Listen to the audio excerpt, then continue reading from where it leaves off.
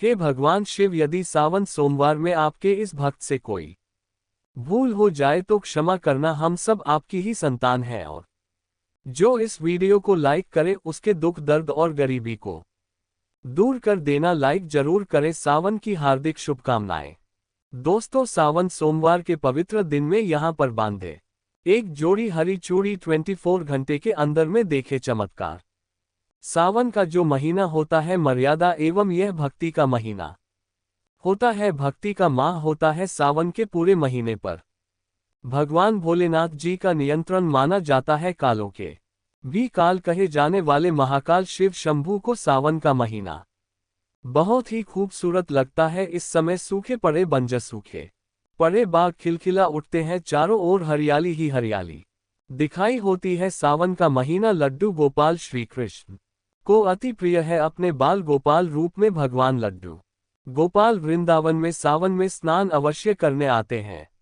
श्री कृष्ण सखियों के साथ मिलकर वर्षा आदि में स्नान करते हैं और नृत्य आदि करते। दोस्तों, ऐसा माना जाता है कि सावन के पूरे महीने भर भगवान भोलेनाथ जी की पूजा पाठ करने से वह शीघ्र ही प्रसन्न होते हैं। सावन का पूरा महीना भगवान भोलेनाथ का प्रिय महीना है। इसकी अनेक पौराणिक कथाएं एवं धार्मिक मान्यताएं भी हैं। दोस्तों, जनसाधारण लोग किसी और महीने में संयम नियम का पालन करें या ना करें, लेकिन सावन के महीने में संयम एवं नियम का पालन जरूर करते हैं। सावन में जो लोग व्रत आदि करते हैं तो उन्हें पूरे महीने भर लहसुन प्याज तथा किसी का झूठा भोजन भी नहीं करना चाहिए, क्योंकि इस समय व्रतधारी भगवान शिव की शरण में होता है। तो आप कोई भी ऐसा पाप ना करें जिससे भगवान शिव क्रोधित हो जाए। तो आज की जो वीडियो है बहुत ही सुंदर है, ज्ञानवर्धक जानकारी है। इस वीडियो को अपने फायदे के लिए जरूर पूरा देखना है, क्योंकि अधूरा ज्ञान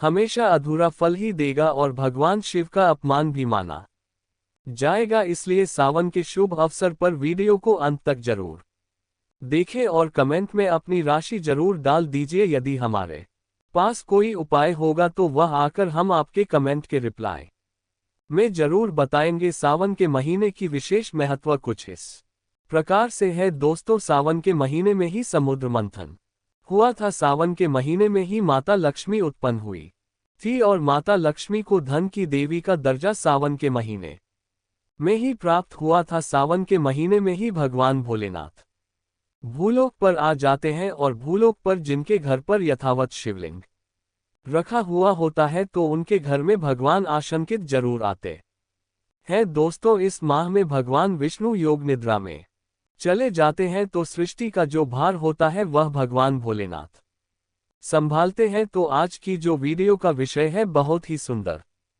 है कि इस वृक्ष पर बांधे 2 जोड़ा हरी चूड़ी आपकी हर इच्छा शीघ्र ही पूर्ण होगी। और इस वृक्ष पर सावन में अगर हरी चूड़ी बांधते हैं तो आपकी सभी मनोकामना शीघ्र ही पूर्ण होगी ही होगी और आपका आने वाला समय भी सुगमता पूर्वक से गुजरेगा। और कैसी भी आपके जीवन में जो परेशानी चल रही हो वह परेशानी भी समाप्त हो जाएगी। अच्छी चूड़ी सभी समुदाय के लोग पहनते हैं, हिंदू मुस्लिम सिख ईसाई सभी लोग अपने हाथों में चूड़ियां अवश्य धारण करते हैं। कोई इसे बैंगल्स बोलता है तो कोई इसे करे तो कोई इसे चूड़ी आदि बोलता है, लेकिन चूड़ी का महत्व सर्वप्रिय है। देवी देवताओं को अति आकर्षित करने वाली चूड़ियां मानी जाती हैं, खासकर माता रानी जो महिला चूड़ी पहनकर। दोस्तों, अगर आप भी भोलेनाथ के सच्चे भक्त हैं तो कमेंट बॉक्स में ओम नमः शिवाय जरूर लिखना। और अगर आप भोलेनाथ से प्यार करते हैं तो एक लाइक जरूर करेंगे। दोस्तों, भगवान भोलेनाथ जी को ये 3 वृक्ष अत्यंत प्रिय है और इस वृक्ष की पूजा करने से शिव पूजा करने का ही फल प्राप्त होता है। दोस्तों, इस वृक्ष के बारे में शास्त्रों में ये भी कहा जाता है कि मनुष्य जाति के जन्म कल्याण के लिए स्वयं भगवान भोलेनाथ एवं माता पार्वती इन वृक्षों के रूप में भूलोक पर अवतरित हुए थे, अर्थात भूलोक पर जन्म लिया था। तो आइए इस वीडियो में जानते हैं सावन में हरी चूड़ी का महत्व। दोस्तों, हरा रंग सौभाग्य एवं उल्लास का प्रतीक माना जाता है, जो मन को शीघ्र ही आनंदित करता है। हरा रंग प्रकृति का वह स्वरूप है। हरा रंग प्रकृति का स्वरूप माना जाता है और माता पार्वती भी प्रकृति है एवं भोलेनाथ को पुरुष माना जाता है दोस्तों। हरे रंग का उदाहरण कुछ इस प्रकार से है जैसे सावन में भगवान शिव जी को चढ़ाए जाने वाले बेलपत्र धतूरा भांग एवं दूब हरे रंग की होती है दोस्तों। प्रकृति निर्माण करने वाले भगवान भोलेनाथ हरे रंग से अति शीघ्र ही प्रसन्न होते हैं। सावन में जो महिला हरे रंग की चूड़ी पहनती है, हरे वस्त्र धारण करती है, उन्हें अखंड सौभाग्य की प्राप्ति होती है दोस्तों। इसलिए कहा जाता है जितनी भी माताएं बहनें हैं उन्हें पूरे सावन के महीने में हरे रंग की चूड़ी जरूर पहननी चाहिए, हरे वस्त्र जरूर धारण करने चाहिए। सावन के महीने में जो माताएं बहनें भगवान भोलेनाथ की पूजा करती है, शिव पूजा करती है, ऐसी माता बहनों को हरे रंग के वस्त्र धारण करने चाहिए और भूलकर भी सावन के महीने में नीले और काले वस्त्र किसी भी महिला को कदापि नहीं पहनने चाहिए।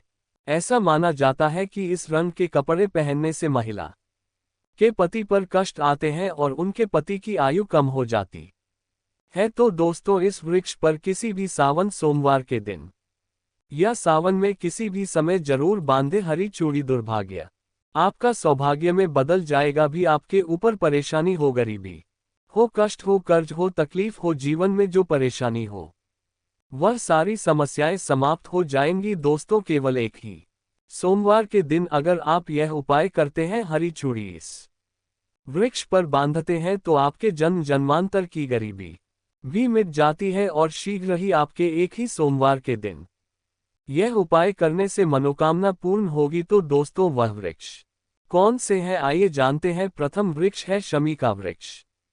शमी के वृक्ष के बारे में ध्यान से सुनिए तो शम का वृक्ष माता पार्वती का एवं भगवान भोलेनाथ जी का मिश्रित स्वरूप कहा जाता है। इसलिए दोस्तों शमी के वृक्ष को उमा महेश्वर वृक्ष भी कहा जाता है। पूरे सावन भर शम के वृक्ष पर माता पार्वती एवं भगवान भोलेनाथ जी का वास माना जाता है। सावन के महीने में गोदली बेला पर प्रदोष काल के समय अर्थात दोस्तों जब ना ही दिन हो और ना ही रात अर्थात संध्या काल के समय, तो इस वृक्ष को संध्या काल के समय में गोधूली बेला में या फिर प्रदोष समय में इस वृक्ष को छूने से पाप दोष कष्ट एवं परेशानी केवल सावन के महीने में छूने मात्र से समाप्त हो जाती है। दोस्तों सावन के पवित्र महीने में अगर शमी वृक्ष की जड़ पर कच्चा दूध डाला जाए तो भगवान शिव शीघ्र ही प्रसन्न होते हैं एवं माता पार्वती का ढेर सारा आशीर्वाद प्राप्त होता है। दोस्तों शम के वृक्ष का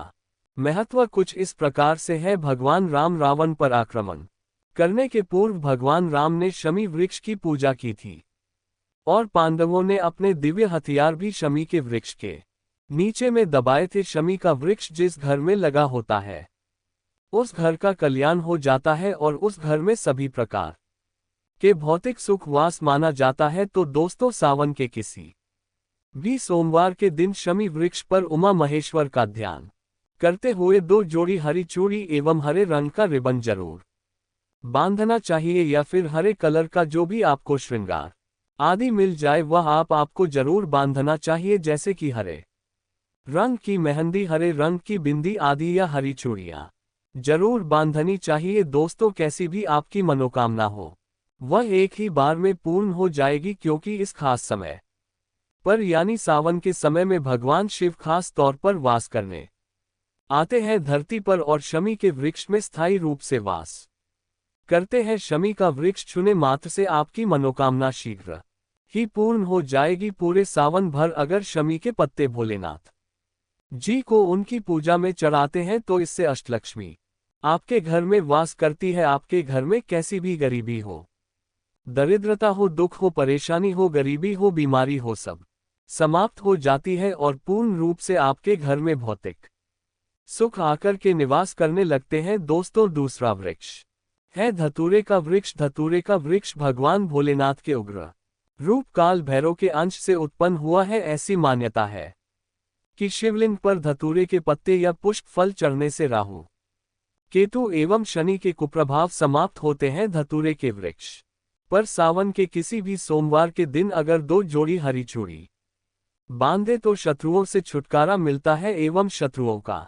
सर्वनाश होता है। और दोस्तों सावन सोमवार के दिन धतूरा का वृक्ष छूने मात्र से भगवान शिव आपके घर में दौड़े चले आएंगे दोस्तों अगर सावन के किसी भी शनिवार के दिन धतूरा के वृक्ष पर बाबा काल भैरव का ध्यान करते हुए हरी चूड़ी अगर बांधी जाए तो घर से भूत प्रेत बाधाएं सब नष्ट हो जाती हैं, भस्म हो जाती है। एवं छोटे से धतूरे की जड़ अगर घर के किसी भी कोने में छुपा दी जाए या घर में जमीन में गाड़ दी जाए तो भूत प्रेत इत्यादि का वास घर में कभी नहीं होता है। घर से सभी बाधाएं शिव के वास होने से भाग जाती हैं। दोस्तों जो तीसरा वृक्ष है वह है बेल का वृक्ष। अगर भगवान शिव को बेलपत्र ना चढ़ाए जाए तो सावन का व्रत अधूरा माना जाता है और बिना पत्र चढ़ाए ही शिवलिंग पर जल भी व्यर्थ हो जाता है। इसलिए जब भी आप भगवान शिव पर बेलपत्र चढ़ाए तो 5 बेलपत्रों पर उसके ऊपर में श्रीराम अवश्य लिखें। इससे भगवान शिव जल्दी और अत्यंत प्रसन्न हो जाते हैं। दोस्तों सावन में बेल वृक्ष छूने से कई तीर्थों का लाभ मिलता है। सावन में इस वृक्ष को क्यों छूना जरूरी है, आइए जानते हैं बेल वृक्ष की महिमा को। बेल का वृक्ष मैं आप लोगों को कई बार कई कथा में बता चुका हूं कि यह जो बेल का वृक्ष है माता पार्वती के स्वरूप कहा गया है। तो ये वृक्ष माता पार्वती के पसीने से उत्पन्न हुआ है। स्कंद पुराण में बहुत ही स्पष्ट तरीके से बताया गया है। इसके पत्ते में शिव और डाली में पार्वती, जड़ में ब्रह्मा एवं तन में विष्णु जी स्वयं रहते हैं। संध्याकाल में ऐसा माना जाता है कि शिव मंदिर के समीप में जो बेल के वृक्ष है इसके नीचे में अगर कोई भी व्यक्ति सावन में शाम के समय, वैसे तो इसे डेली जलाना चाहिए, लेकिन अगर सावन के पावन दिनों में शाम के समय अगर भगवान शंकर जी का कोई भी शिव मंदिर है तो उसके किनारे में जो कोई बेल का वृक्ष हो वहां पर बिल्कुल आप एक घी का दीपक जला दीजिए। इसे बहुत ही उत्तम कहा गया है। वैसे अगर आप घी का दीपक जलाते हैं तो आपको धन गुण एवं परम शिव भक्त की प्राप्ति होती है। दोस्तों इस वृक्ष को छूने से पाप तत्काल नष्ट हो जाते हैं। कैसा भी आपके जीवन में पाप हो दूर हो जाता है। तो आपको करना क्या है, देखिए जो बेल का वृक्ष है इसे बहुत ही उत्तम कहा गया है। माता लक्ष्मी को भी बेल के वृक्ष का अवतार लेना पड़ा था। एक कथा के अनुसार इसके बारे में मैं एक कथा भी बता दूंगा कि क्यों माता लक्ष्मी को बेल के रूप में बेल के वृक्ष में अवतरित होना पड़ा था। मैं इसके बारे में भी एक कथा भी आपको बता दूंगा। तो आपको सावन के पवित्र दिनों में बेल के वृक्ष के नीचे हो सके तो घी का दीपक जरूर जलागा। घी का दीपक बहुत ही उत्तम कहा गया है। अन्य वृक्षों को जैसे आपने मक्खन चराया, बताशी का भोग लगाया, बेल के वृक्ष को माता पार्वती तथा भगवान शंकर का स्वरूप ही कहेंगे। बेल के वृक्ष की जो जड़ होती है, इसके जो मूल भाग होते हैं, इसमें समस्त तीर्थ आकर के निवास करते हैं। इसीलिए सावन के महीने में कहा जाता है जो लोग अगर तीर्थ धाम नहीं जा सकते, तीर्थों के दर्शन नहीं कर पाते, तो ऐसे व्यक्ति बेल वृक्ष के नीचे में 1 महीने तक घी का दीपक जला लेते हैं तो संपूर्ण जितने भी तीर्थ होते हैं इसके घूमने का बराबर पुण्य की प्राप्ति होती है। मैं इसलिए सारी जानकारी, गुप्त रहस्य जानकारी बताता हूं जिससे आप सभी दर्शकों को कल्याण हो, दर्शकों की बिल्कुल ही आध्यात्मिक उन्नति हो। सभी को धन की जरूरत नहीं होती, किसी को पुण्य की प्राप्ति की जरूरत होती है। कोई आध्यात्मिक उन्नति करना चाहते हैं, इसीलिए इस प्रकार के छोटे छोटे गुण भरे रहस्य जानकारी वीडियो में बता देता हूं। दोस्तों अब करना क्या है, सावन के शुभ मंगल दिनों में इस वृक्ष को छूना है। माता पार्वती से प्रार्थना लगानी है कि हे माता पार्वती, आप ही शक्ति स्वरूपा है, लक्ष्मी है, धन की देवी है, आप ही संसार को चलाने वाली देवी है। इस प्रकार से प्रार्थना करते हुए इस वृक्ष को छूना है और बोलना है, मेरी गरीबी मिटाए माता, मेरी निर्धनता को मिटाए, मेरे जीवन में चल रही परेशानियां, सारी परेशानियों को दूर करें। इस प्रकार प्रार्थना करते हुए आपको 1 कपूर और 1 लौंग को भी जला देना है और एक काम जरूर करना है। जलाने के बाद इस वृक्ष को आपको बोलना है कि मैं भोग स्वरूप आपको धतूरे के पत्ते एवं धतूरे के फल समर्पित कर रहा हूं, आप स्वीकार करें। दोस्तों इस वृक्ष की जड़ के नीचे में भी आपको धतूरे के फल एवं पुष्प को, पुष्प है तो पुष्प भी रख सकते हैं, फिर पत्ते रख दीजिए। और अब वृक्ष आपको छूना है प्रार्थना करते हुए कि हमारी गरीबी मिटाए, हमारी निर्धनता मिटाए बिल्कुल ही आपके जीवन में कभी गरीबी नहीं आएगी। और एक प्रार्थना जरूर करना है, किसी की हाय लग गई हो, बददुआ लग गई हो, किसी का दोष लगा हो जिसके कारण हमारी आध्यात्मिक उन्नति नहीं हो पा रही हो, तो आप जो है हाय बददुआ एवं किसी का दोष लगा हो उसे तुरंत दूर करे। शनि राहु केतु का अगर दुष्ट प्रभाव लग रहा हो, नवग्रहों में से कोई नवग्रह हमें पीड़ित कर रहा हो, या फिर किसी भी हमारे पूर्वजों द्वारा किसी भी प्रकार का हमें पितृदोष लगा हो, क्योंकि पितृदोष लगने के कारण व्यक्ति की आत्मिक उन्नति भी नहीं हो पाती, तो आप बोलना कि समस्त प्रकार के दोषों को आप दूर करें, अपने अंदर में खींच लीजिए और आप हमें दोष मुक्त कर दीजिए। तो इस प्रकार से आपको ये प्रार्थना करनी है, और एक काम आपको जरूर करना चाहिए। आपको सावन के समय धर्म शास्त्रों में कहा गया है, बहुत सारे लोग भी बताते हैं, हमारे गुरुजी भी कहा करते थे, सावन के दिन अगर बेल के वृक्ष की जड़ में मिश्रित युक्त मिश्री, जो मिश्री आती है खड़ी खड़ी, आप सभी दर्शकों को जरूर पता होगी शक्कर टाइप की होती है, तो आपको मिश्री डाला हुआ दूध अगर आप इनकी जड़ में डालते हैं, तो ऐसा कहा गया है कि ऐसा व्यक्ति कभी निर्धन नहीं होता। ऐसे व्यक्ति के जीवन से किसी भी प्रकार से अगर लक्ष्मी रुष्ट हो चुकी हो, ऐसे व्यक्ति पर मां लक्ष्मी भी प्रसन्न होती है। ऐसे व्यक्ति के जीवन में धन का अभाव नहीं होता। ऐसे व्यक्ति फिर निरोग रहते हैं, निरोग काया प्राप्त होती है। आप चाहते हैं तो यही क्रिया नियम के वृक्ष पर भी कर सकते हैं। नियम के वृक्ष पर माता लक्ष्मी निवास करती है, समस्त दैवीय शक्ति निवास करती है। नियम के वृक्ष में अगर आप जो है सावन के शुभ मंगल दिनों में आपको एक गिलास या फिर एक लोटे सामर्थ्य के अनुसार तांबे के लोटे में आपको दूध डालकर के इनके अंदर जो है अभिषेक करना चाहिए, इनकी जड़ में डालना चाहिए।